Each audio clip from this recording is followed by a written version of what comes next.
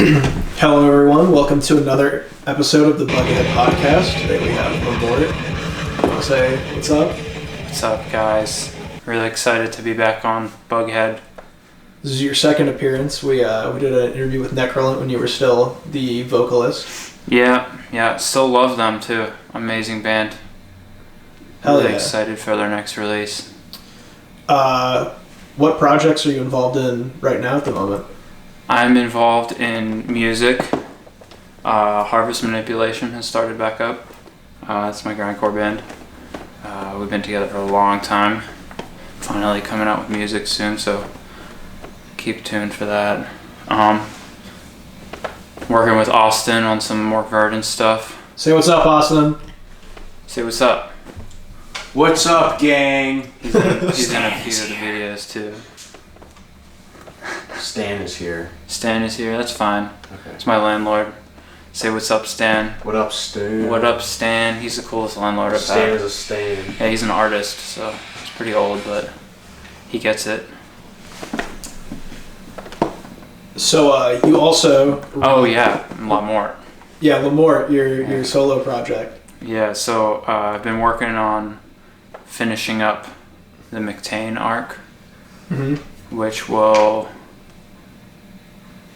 most likely become La Mort, which is a self-titled album soundtrack for a series of videos that I'm working on, which are based on a story. All right. Not giving too much away, but that works. How has the recording process for this Mort album been different than the creation of like a Mictain project? It's very similar. Mictain is just me, but it's like my black metal stuff that doesn't really have a place in any of the black metal bands I've been in. So it's the stuff that I make myself. And it's very harsh noise, very black metal. And it's alright. It's alright, but La Mort is definitely more classically influenced. It's a soundtrack, so each scene has something that's going on, and everything kind of ties together in a way. Even with Amot Seba, everything kind of ties together, and I'm really excited to be putting it into paper now, because I've had about a dozen features on the record. Every song has a different person on it.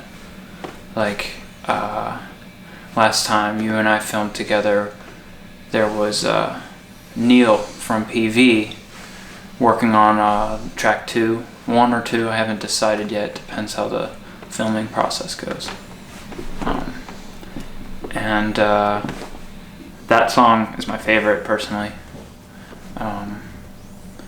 But essentially I've either gotten someone or multiple people in the stew for each session and kind of wrote the song there, or improvised it on my own, or wrote it on my own rather, and then mixed those down and then send them off to like Pleasure Coffin, for example, is making a feature on the album. Sent them the stems, they sent me back stems. It came out really well. I'm really proud of this process. It's very different. It's a lot more relaxing, but also detailed. There's so many layers of just like orchestral instruments. Like we got a Bloom County feature playing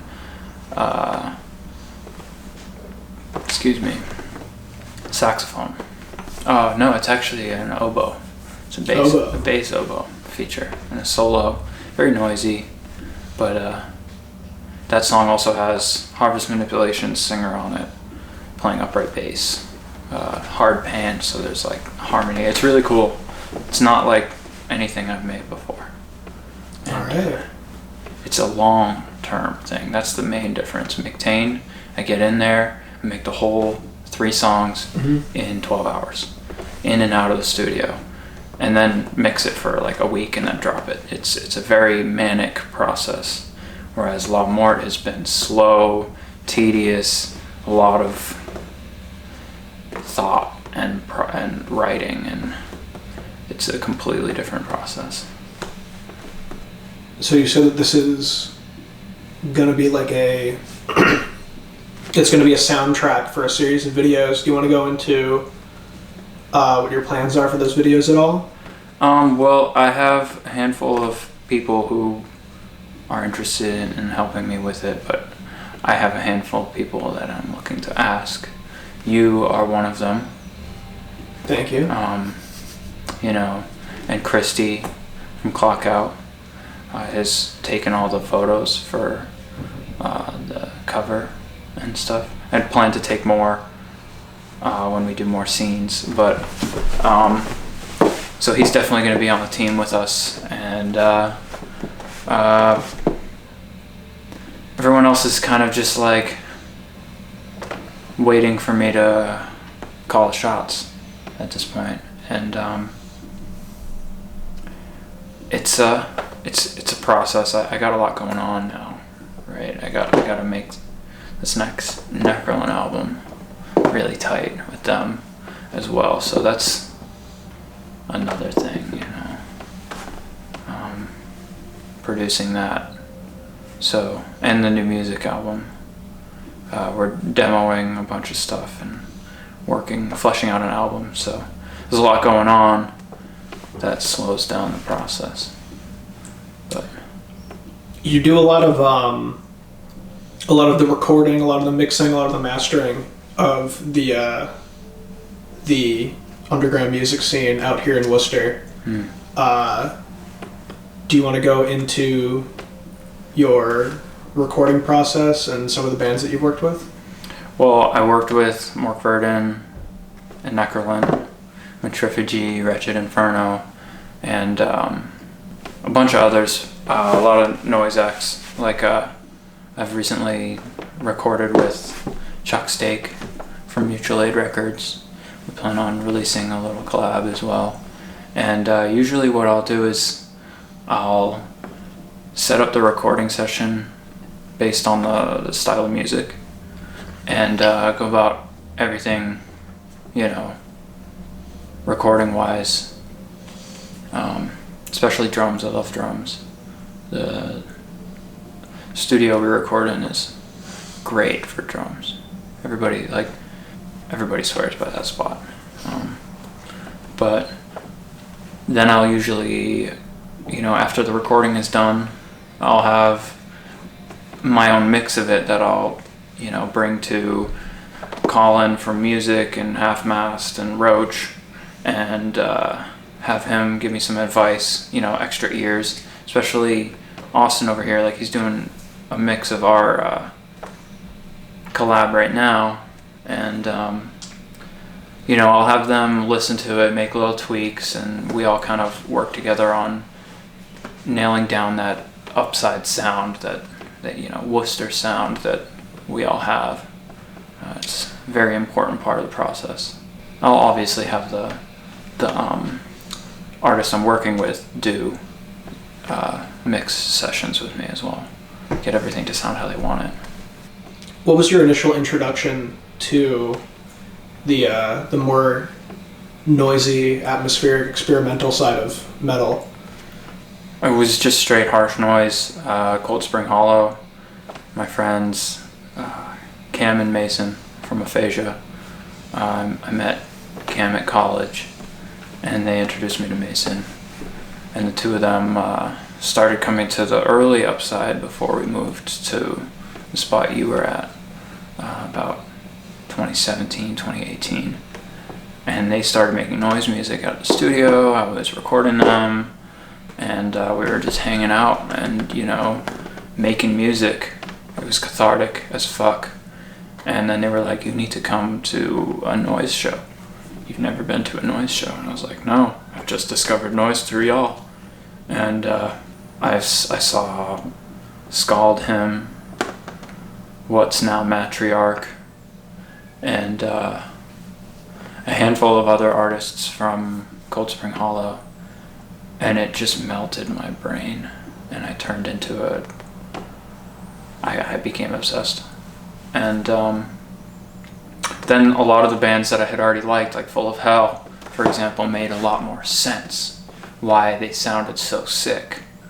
I didn't understand why I liked it so much because I was just into like metal and grindcore and punk and shit. I didn't really do the research on the noisier sections. I didn't know why it sounded so sick, and now I get it. And started, just making noise with aphasia especially. That's why sometimes we'll still play together, and it's just so cathartic. I love them so much. They were my introduction, aphasia. They were also like the beginning of Upside. Like there was Dajjal and Path, and then there was aphasia. Harvest was kind of like low key for a little bit, and then Harvest and aphasia did a collab, a split, and on our side we did I think that was 2018 or 19, I can't remember, but we did a bunch of shows together and a little mini tour and stuff, and it was just, we had the tapes of all sold real fast. It wasn't many, it was like 10 or something. And I helped them make Shaping Thine Visceral Fears that same year, which is coming up on 5 years, if not already. Yeah, actually, that's 5 years old this year. So I might repress some of those tapes. So that was my introduction to making metal and noise together, was aphasia as well. Because my grindcore band, Harvest, was playing with them at the same time in the recording, and it just sounds so awesome. The song's called Torment. You can find it on Bandcamp, but it's like a tape cassette recording. It's fucking terrible. But the performance was great, and we would do it live sometimes. But now Taylor, our singer, does the harsh noise. He's got a noise setup that we use. I want to get into the history of Upside a little bit more. How did Upside become a record? How did Upside Records first come about? And what made you want to start recording and releasing? Not being able to get anyone else to do it. Nobody wanted anything to do with us because our music was so terrible. It was so bad. But we thought we were great, and it became great with practice, and we learned how to record on our own. I mean, we started just throwing one microphone in the room, like an iPhone or cassette tape recorder, and recording different places in the room to see how it sounded with the whole band. And before you know it, we had like the Dajjal recordings that are, 1 to 4 mics just placed in the right places in the room, taken over and over again until it sounds all right. And nobody wanted to release it on their labels, and we cared about us, and we ever get back to us, so we just did it ourselves. And then Aphasia came around, and the 5 of us started doing it together. There's Caleb, Taylor, and I, and Cam and Mason. What do you think makes like the Worcester noise and metal scene so special? Because I definitely I see things in it that I don't see in other scenes. The family. We're all from here. And the people that aren't, we welcome in with open arms as long as they're not gonna hurt us. And sometimes they do. And that's why people flock to Worcester. It's why people always have. It's always been that way. Before me, before us. But like places like the Firehouse and Distant Castle and Remedy Music, those are places that kind of like grew those atmospheres and inspired me. So it goes back honestly a lot further than Upside, and the scene that you see today. It really goes back as far as those places that we play do. And that atmosphere and that community has always been there in Worcester. How long has Firehouse been around? Because I feel like that's probably one of the most important venues here in Worcester for underground music. Big time. I honestly can't tell you. I think it's like 30, 40 years or something. I like, you go there and you look at the posters on the wall. I remember I saw like Crass had played there. Yep. Like a bunch of really important artists on just on tour or something came through Worcester and played at that old retired Firehouse. Yeah, some of those people are still around, and you wouldn't be able to pick them out because like they just look like normal Worcester people, and it's like that's all we are is people. And there's people that were there back then that I didn't even know were there back then. There's people that owned that place. I think I don't even know. I don't know the history of the Firehouse that well. I just know I've been going there forever, and they've always been good to me. Hell yeah. What recommendations do you have for somebody who's wanting to start their own metal band or start their own noise project or even start their own label? Just go for it. Go for it and wing it, and like you're gonna fuck up, but just get back up, Don't hurt people, too. Nobody likes that. But really, just if you're good or bad, it doesn't matter. Just fucking hit it and send it. Doesn't matter if people like it either. Do you have any notable mistakes you've made along the way that you've learned a lesson from? You think others should hear from? Yeah. Don't trust anybody, even though our community is so warm and like friendly. Don't let people walk on you. Mm-hmm. Don't let people change who you are. A huge identity crisis. And that's part of like what Mort is about, is like changing my identity and becoming, period. Becoming. Mort means death, the death. It's a tarot card in French. And it's like change, it's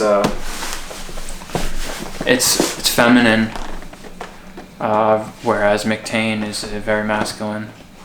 And I wish that I didn't let people look at me. There's a bone. There's a little cat. What's up? He's a sweetheart. He likes food too much though.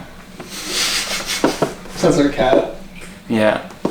Mine's been if you feed her like one too many times a day, she'll eat it too fast and then throw up on the carpet. Ugh. I don't let him eat that fast. I give him little portions. There's just a lot of people living in my house right now, so she knows she can come up and bother anyone enough. Yeah, he used to do that. He got real fat when I had like 4 roommates and all their partners. Everyone would feed him whenever.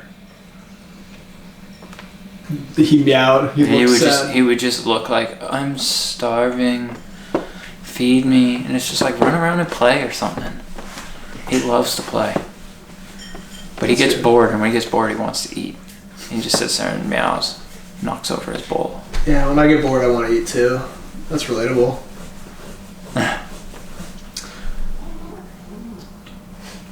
Come here.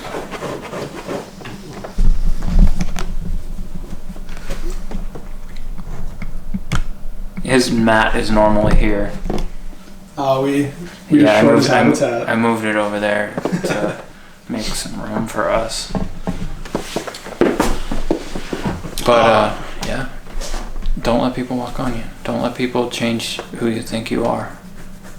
Because being yourself is the most important part of making art.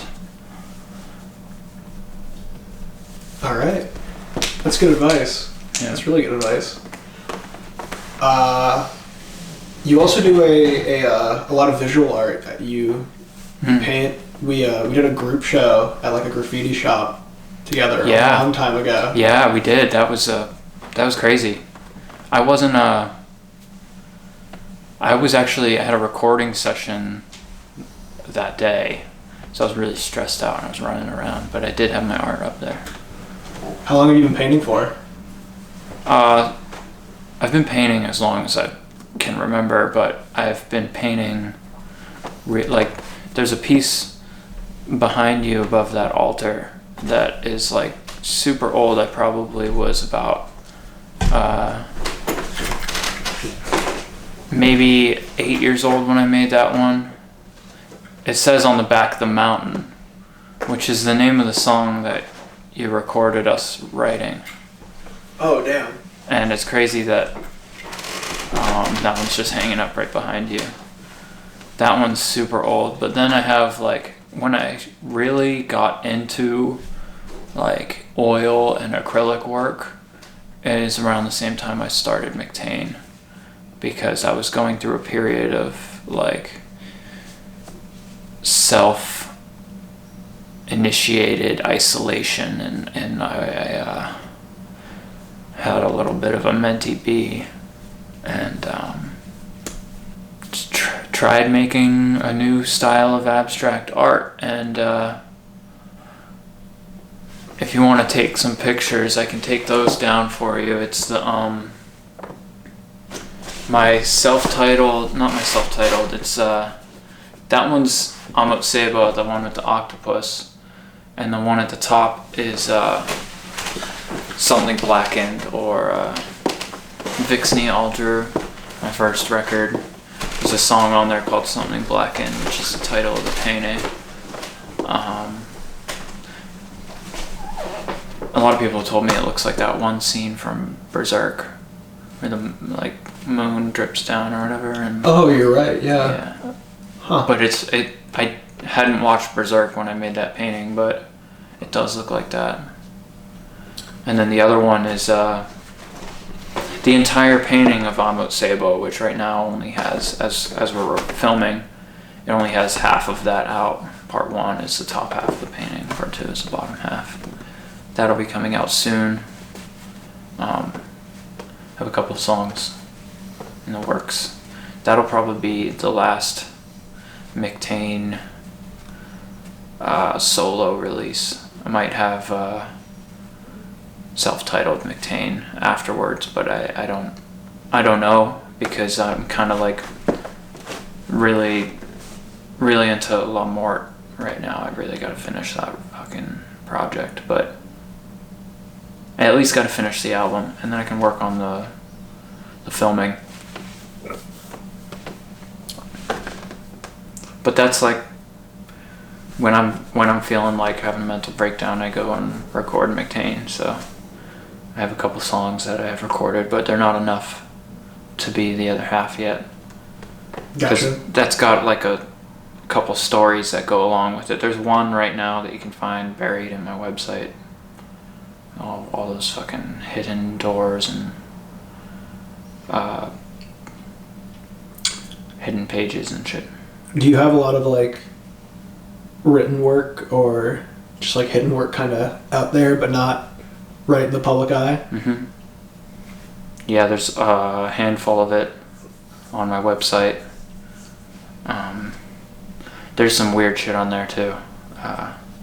It's very occult. The occult plays a enormous hand in your work. Deeply alchemical. Yeah. Do you want to go into that a little bit? Or I know you said that you don't want to give too much away.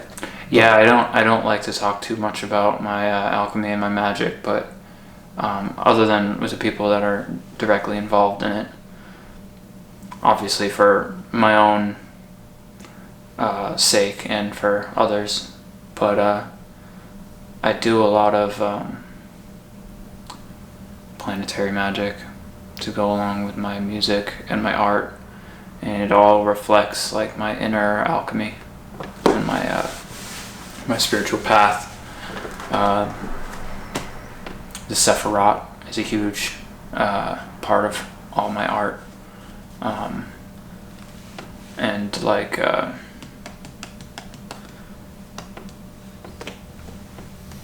I mean, there's sigils and seals everywhere. If you know, you know.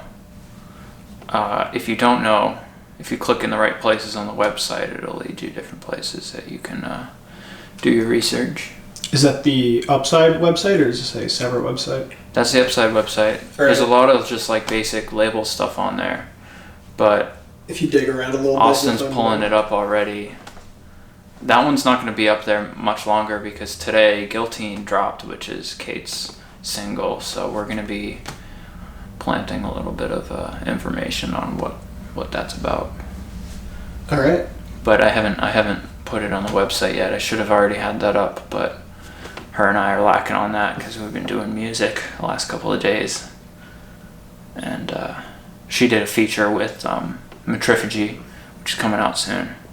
So we've been in and out of the studio and shows and all that type of shit like crazy the last couple of weeks. So been sleeping on the website, but there's a lot of shit in there that you can research. All right. Austin, whatever you pulled up and showed me, don't dig into that one. Okay. For your own sake. That one's the scary one. I'll tell you more about it later. You had your first, was it a Mort or a Mictain performance recently? I had many Mictain performances. I don't think I'll ever have another Mictain performance unless I can put together a whole band to play a handful of like my most popular songs, the black metal ones. But because of the amount of layers that are in there, there's like mad noise and texture layers and like pianos, and I'd need like a fucking 7-piece band to play those songs live. Unless we just did like guitar, bass, and drums, but it won't sound the same, so who knows? I might end up doing that, but a lot more is a lot easier for me to play live because I can just, play the mixes of the songs and have the people featuring come up and play their solos and stuff and sing along. So I do see myself doing that here and there. There's one more coming up, but I don't see myself doing more of those this year at least. Who'd you have playing with you in this most recent Mort performance? I had Bloom County. I had Colin Elliott and Chuck Stake playing with me. They are very intimately magically connected to me. We do a lot of our magic together. 2 of them are on the record extensively. I'll probably have Chuck Stake do a feature on one of the songs too. I might even add a new song, a new scene to the project, and that would be really cool. I might just have him be on the same song Austin's on, because that song is all about Saturn. And a lot of the work that Chuck Stake and I do, magically, not chemically, is related to Saturn or Azazel. Scary shit. But a lot of the stuff I do with music and Colin Elliott is mercurial. So he does a lot of the mercurial side of that record. And, having them on stage was a really important part of the ritual I did that night. And luckily there's not a lot of videos. Would have been weird if there was videos and I was talking about it now. But Bloom County did his solo from the record. Did the solo, the oboe solo. And did that during the harsh noise section of the and the rest of the time they were meditating and whispering mantras, and while I did the alchemy, the spell work. And that was so I have manic bipolar disorder, manic bipolar depression, and that's a huge theme of La Mort. is this swing between mania and depression, which is like Mercury I associate with my mania, where I get very creative and very excited and work. And then I swing over to these Saturnian reflection times where I'm just like looking at the box that I'm in, that I've put myself in, and reflecting on that. And working with these two spirits has helped me discover who I am. And that's kind of like the big idea of La Mort. The character La Mort, who is not literally myself. It's a big thing I hate about Mictain is people think I'm Mictain and don't understand that Mictain is a character I've created. And there's stories about him and stuff that I write and hide. I don't have any of these things officially published for the same reason I made the label in the first place. Nobody wanted to publish it. Nobody wants to publish my shit. And that's a curse, I guess, but it's actually ultimately a blessing because I'm doing it all myself. So if you dig deep enough into Upside, you can find... If you dig deep enough into Upside website, you can find my writing, my poetry, my stories, short stories. They go along with my albums and stuff. But they also all go along with my alchemy. Yeah.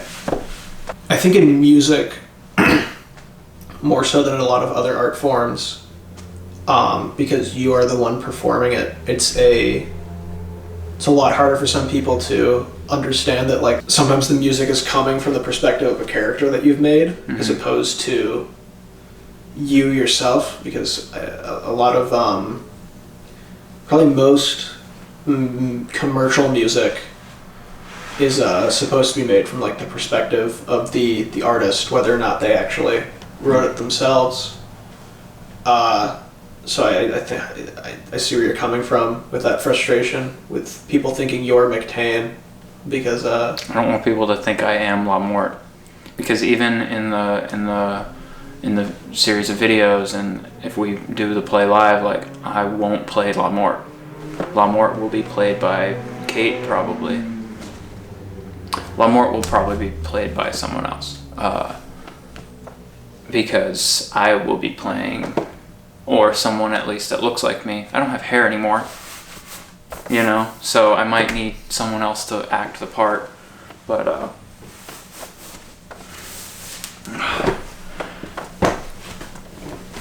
La Mort will be, yeah, I'll probably have Austin play Antien, who is the character is supposed to be me, my ego. He's like a king, and he climbs the mountain, right? And he meets the hermit at the top, and the hermit says La Montagne, the song that's As on a Rugged Mountain by John Milton.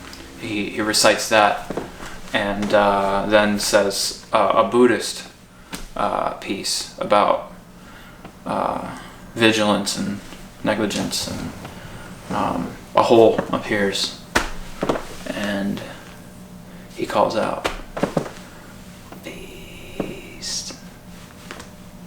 I love that song so much. It's my favorite song on the record. A lot of it has to do with the passing of my father too. It was a dark hole I fell into, and so at the top of the mountain, he starts going down into a cave. Sorry, I live. People gotta stop racing. Yeah, I live in the city, you know. Yep. But he finds the hole. He goes into the hole, and he starts calling out to any spirit that might be down there. And he gets a response from the other side of the cave. And it's kind of cryptic what it's saying, and he reaches the other side of the cave, and it's at the bottom of the other side of the mountain, and there's the ocean, and a siren named Angelica lures him into the water where there's no seafloor, and he goes into the water, she drowns him. Just like in Amot Seba, my story, with Angelica, Amot Seba eating the star, the sun, the falling star, consuming it, and then, he dies. And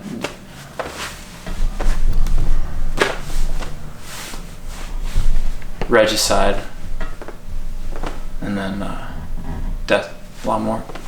That's kind of like, I don't want to spoil too much. I guess that gives the listener something to look forward to. Yeah, when these projects start coming to fruition. Yeah, I might actually try to start releasing them as episodes.